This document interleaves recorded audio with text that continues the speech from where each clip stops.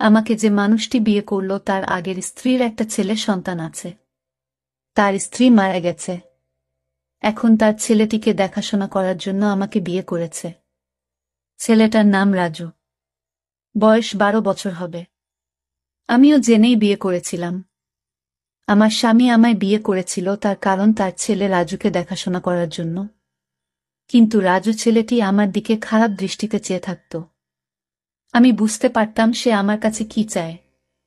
একদিন স্বামী একটা কাজের শহরে চলে গেলেন, আর এর মধ্যে বাড়িতে কেউ ছিল না। রাতে রাজু বলল, মা, আমি আমার রুমে একা ঘুমাতে পারবো না। অথচ তার বাবা বাড়িতে থাকতে সে তার নিজের রুমে ঘুমাত।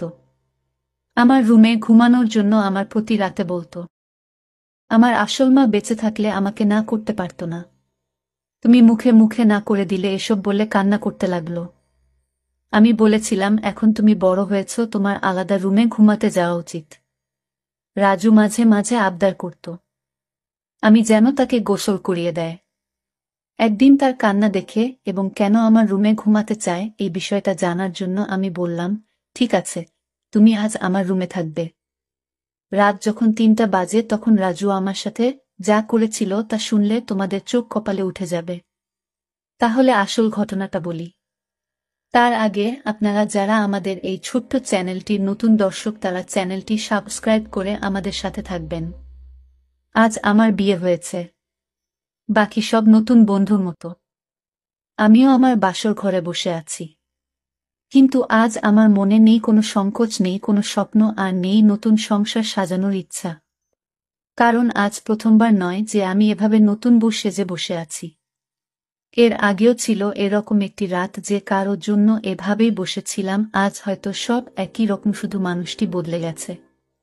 হঠাৎ দরজা থেকে কারো আসার আওয়াজ শুনলাম। সে আর কেউ নয়, আমার নতুন স্বামী শাহজাহান। আমি উঠে সালাম করলাম। শাহজাহান বলল, সালাম করা লাগবে না, বরং আপনি বিছানায় শুয়ে পড়ুন। আমিও সোফায় শুয়ে পড়ি। সালমা বলল, না না, আপনি বিছানায় ঘুমান, আমি সোফায় থাকতে পারব। শাহজাহান বলল, দেখুন, আমরা দুজনের কেউই এই বিয়ে মানি না। দুজনেরই আলাদা আলাদা কারণ আছে বিয়ে করার। কিন্তু আমরা একজন অন্যজনের সম্মান তো করি। আর আমি এরকম ব্যক্তি না জেনে আমি বিছানায় ঘুমাবে আর কোনো মেয়েকে এভাবে সোফায় কষ্ট করে ঘুমোতে দেবে। আপনি আমার স্ত্রী, তাই আপনার খেয়াল রাখা আমার দায়িত্ব। আর আপনি যদি আমার এতটুকু সম্মান করেন তবে বিছানায় ঘুমিয়ে পড়ুন। আমিও মাথা নেড়ে সম্মতি দিলাম আর বিছানায় শুয়ে পড়লাম। এবার বলি, আমাদের বিয়েটা কিভাবে হলো। মিস্টার শাহজাহান চৌধুরী শহরের অনেক বড় একজন ব্যবসায়ী। আমাদের বিয়েটা পরিবারের সম্মতিতেই হয়েছে। বলতে গেলে পরিবারের জন্যই হয়েছে। অবশ্য আমাদেরও অসম্মতি ছিল না। আজ আমরা দুজনে এক পবিত্র বন্ধনে আবদ্ধ। কিন্তু এ বন্ধন কোনো মনের জায়গা নেই। কারণ আমাদের দুজনের মনেই যে অন্য কারো নাম আগে থেকেই লেখা। মানে দুজনের মনেই অন্য কারো মায়ায় জড়িত। অন্য কারো কাছে আমাদের মন বন্ধক রয়েছে। ভাবতেই চোখ দিয়ে এক ফোঁটা জল বয়ে গেল। বিয়েটা দুজনেই করেছি, কিন্তু এই বিয়েতে কোনো ভালোবাসা নেই, শুধু রয়েছে দায়িত্ব। তা নিয়ে আমাদের বিয়ের আগেই চুক্তি হয়েছিল। উনি আমার দায়িত্ব নেবে, আর আমি উনার পরিবারের আর উনার ছেলে রাজুর, উনার মলি আপুর ছেলে। মলি আপুকে তাই তো ভাবছেন? শাহজাহান এর প্রথম স্ত্রী। তিনি এখন আর এই পৃথিবীতে নেই। 3 বছর আগে ইহকাল থেকে পরকালে প্রস্থান করেছে।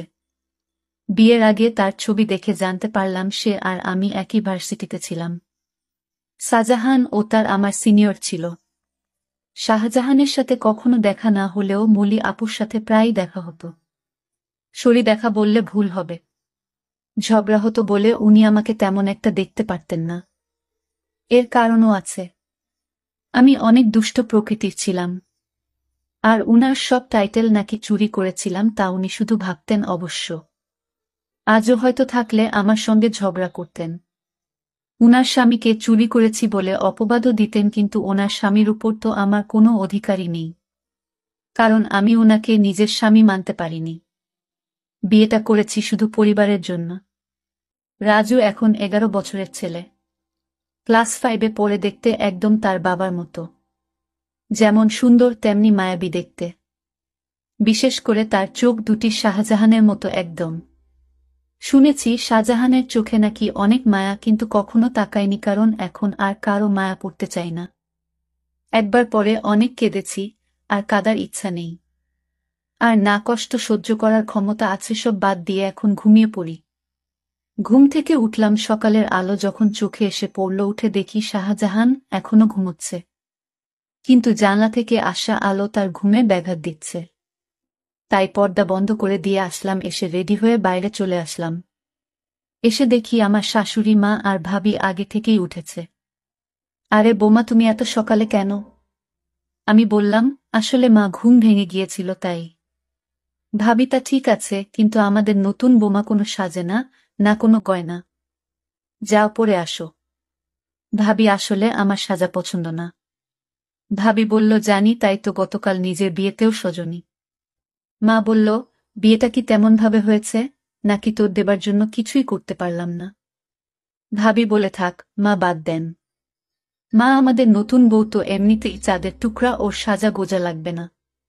ভাবি, আমি বুঝি সুন্দর না, মুখ গোমরা করে মা বলল, তুইও খুবই সুন্দর, কিন্তু মা জানো, আমি ছেলে হলে ঠিকই প্রেমে পড়তাম। আমার জাটা এত সুন্দর, সবাই হাসাহাসি করত। সালমা বলল, মা, আমি আপনাদের জন্য চা বানিয়ে আনি। মা বলল, আরে না, তুই বস, আমরা সব করব। সালমা বলল, মা, আমার ভালো লাগে না এমনি বসে থাকলে। মা, কিন্তু সালমা প্লিজ মা। ভাবে বলল, আচ্ছা তাহলে আমি সাহায্য করি, আর সাথে অনেক গল্প করব, কেমন? সালমা আচ্ছা। সালমা চা বানালো, আর রানু ও ভাবির সাথে গল্প করল। আসলে গল্প করছিল না, শুধু শুনছিল। চা বানানো শেষে নিয়ে আসে। এসে দেখে মা, বাবা আর শাহজাহানের ভাইয়া বসে আছে। বসে বসে গল্প করছে, সবাইকে চা দিল। বাবা বলল, অনেক মজা হয়েছে, তোমার চায়ের থেকেও মজা হয়েছে। শাহজাহান, হ্যাঁ, অনেক অনেক ভালো হয়েছে। রানুকে একটু চা বানানো শিখিয়ে দিয়ে। রানু, কি এত বড় কথা, কাল থেকে 7 দিন তোমার চা বন্ধ? বাবা বলল, না না, আমি তো দুষ্টুমি করে বলেছি।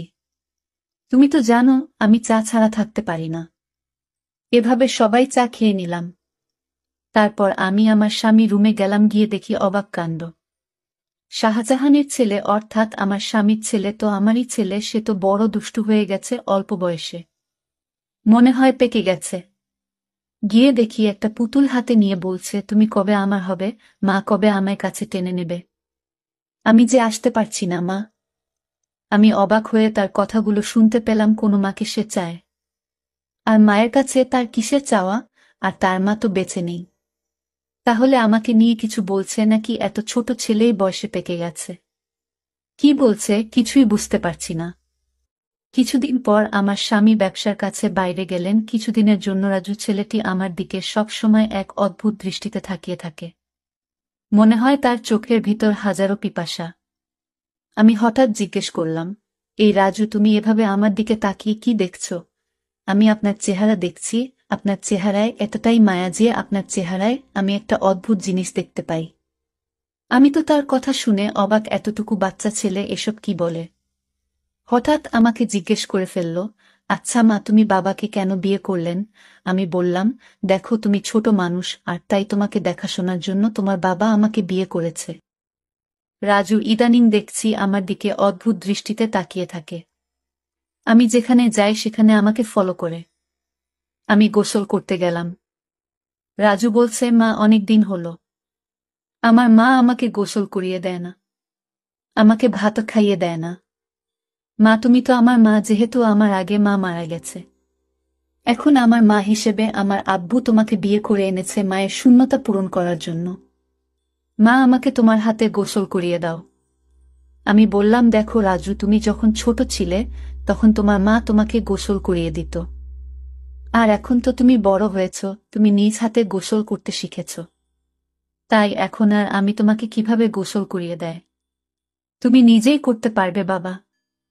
সৎমা পর কখনো মা হয় না। আমি বুঝতে পারলাম আমাকে তোমার কোনো হেল্প করতে হবে না। এই বলে রাজু চলে গেল। আমি চিন্তা করলাম আমার কি কোথাও ভুল হয়েছে। আমি তো এখন তার মা, আর তাই মা হিসেবে আমার কর্তব্য পালন করা উচিত ছিল। কিন্তু তো তার বাবা বাড়িতে থাকাকালীন আমার হাতে গোসল করতে চাইত না। আজ বাড়িতে তার বাবা নেই। আসলে কারণটা কি, বিষয়টা আমি কিছুই বুঝতে পারছি না। এসব ভাবতে ভাবতে রাতের রান্না শেষ করে আমার রুমে গিয়ে রাজুকে ডাক দিলাম। গিয়ে দেখি আমার একটা ছবি হাতে নিয়ে ছবিটির সাথে কি যেন বলছে, আর ছবির সাথে এক অদ্ভুত আচরণ করছে, আর বলছে আমার মনের আশাটুকু কবে পূরণ হবে মা। রাজু চোখের পানি ছেড়ে কান্না করছে আর বলছে। আমি ডাক দিলাম, রাজু তুমি কান্না করছো কেন, তোমার কি হয়েছে? কিছু হয়নি মা, আমি আসছি, তুমি যাও। আমি এক গভীর চিন্তায় পড়ে গেলাম। রাজু আমার কাছে কি চায় তার দৃষ্টিভঙ্গি আমার কাছে স্বাভাবিক মনে হচ্ছে না। রাজু খেতে বসল আর তার মাকে বলতে লাগলো, মা আজ রাতে আমি তোমার রুমে ঘুমাবো। আমার ওই রুমে একা একা ঘুমাতে ভয় লাগে। আমি বললাম, রাজু তুমি এখন বড় হয়েছ, তোমার ভয় পাবার কথা না। তুমি তোমার রুমে ঘুমাও, কিছু হবে না। রাজু আমার কথার জবাবে বলল, আরে মা, আমার আসল মা যদি বেঁচে থাকত তাহলে এভাবে মুখে মুখে না করতে পারত না। আমার সব ইচ্ছা আমার মা পূরণ করত। আচ্ছা রাজু, তোমার কাছে একটা প্রশ্ন, তোমার আব্বু যখন বাড়িতে ছিল তখন তুমি তোমার সব আবদারের কথা বলতে না। এখন তোমার আব্বু বাড়িতে নেই, আর এখন তোমার অনেক আবদারের কথা বলছো কেন বাবা? মা তুমি আমার কষ্ট বুঝবে না? আমি তো কিছুই বুঝি না, সব তুমি বোঝো। এসব কথা বাদ দিয়ে এখন ঘুমাতে যায়। রাত অনেক হয়েছে। রাজু চোখের পানি ছেড়ে তার রুমে চলে গেল, আর আমি শুয়ে শুয়ে রাজুর আবদারের কথা ভাবতে লাগলাম। রাজু আমার রুমে ঘুমাতে চাই, তার নাকি নিজের রুমে থাকতে ভয় করে।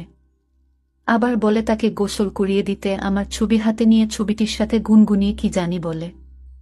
না, আমি কিছুই ভাবতে পারছি না। এসব ভাবতে ভাবতে আমার কিছুতেই ঘুম আসছে না। হঠাৎ রাজুর রুমে একটা আওয়াজ শুনতে পেলাম। আমি জানালা দিয়ে উকি দিয়ে দেখি ছবিটি হাতে নিয়ে ছবির সাথে এক অন্য রকম আচরণ করছে, আর মাঝে মাঝে হাসছে, আবার কান্নাও করতেছে। আমি এসব ভাবতে ভাবতে পাগলের মতো হয়ে গেলাম।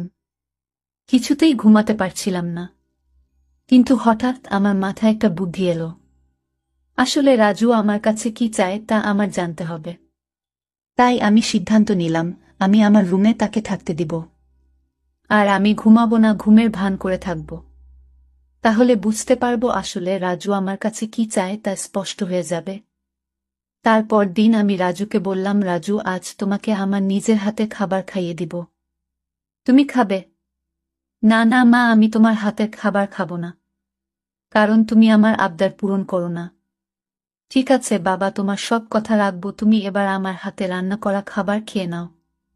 সত্যি বলছো মা? সত্যি, সত্যি। এবার রাজু খুশি হয়ে সে আমার হাতের খাবার খেল। ঠিক আছে বাবা, তাহলে তোমার আজকে তোমার রুমে থাকতে হবে না, তুমি আমার রুমে ঘুমাবে। কারণ আমি এখন বুঝতে পারছি বড় রুমে থাকতে তোমার ভয় লাগে, তাই না? তাহলে তুমি আমার কষ্টটুকু বুঝতে পেরেছ। তারপর রাজুর বাবার ফোন আসলো। সে ফোনে জানিয়ে দিল আমার আসতে আরো 15 দিন দেরি হবে। তুমি ছেলের প্রতি খেয়াল রেখো। আমি মনে মনে একটু খুশি হইলাম, কারণ যদি আমার স্বামী এসে পড়তো তাহলে রাজু আমার কাছে কি চায় তা হাতে নাতে ধরতে পারতাম না। ভালোই হলো। তারপর রাতের খাবার খেয়ে রাজুকে ডাক দিলাম। রাজু তুমি আমার রুমে আসো, আজ তুমি আমার রুমে ঘুমাবে। শুধু আজ নয়, যতদিন তোমার বাবা আসবে না ঠিক ততদিন পর্যন্ত, বুঝলে? লক্ষ্য করলাম রাজু অনেক খুশি হয়েছে। তারপর রাতে ডিনার করে আমি ঘুমের ভান করে শুয়ে রইলাম। এদিকে রাজু শুয়ে পড়ল। রাত যখন 3টা বাজে তখন দেখি রাজু ধীরে ধীরে বিছানা থেকে উঠে পড়ল। তারপর রাজু ভালো করে আমাকে দেখল আমি ঘুমিয়েছি কিনা। তারপর ধীরে ধীরে আমার কাপড়ের আঁচলটা বের করল, কারণ কাপড়ের আঁচলে আমার ঘরের আলমারির চাবি ছিল। আমি যেন আর না পাই, আর তাই সে ধীরে ধীরে চাবিটা আঁচল থেকে তার হাতে নিয়ে নিল। তারপর আলমারিতে থাকা তার মায়ের স্বর্ণের গহনা ছিল, আর আলমারিটা খুলে সকল স্বর্ণ অলংকার সে একটা শপিং ব্যাগে নিয়ে নিল। ব্যাগ তার রুমে নিয়ে রেখে আসলো। তারপর চাবিটা আঁচলে বেঁধে রেখে দিল। তারপর ঘুমিয়ে পড়ল। আমি ঘুম থেকে জেগে উঠি। এটা কি করলো? এতটুকু একটা ছেলের সাহস দেখে আমি অবাক হচ্ছি। সেসব স্বর্ণ অলংকার চুরি করলো।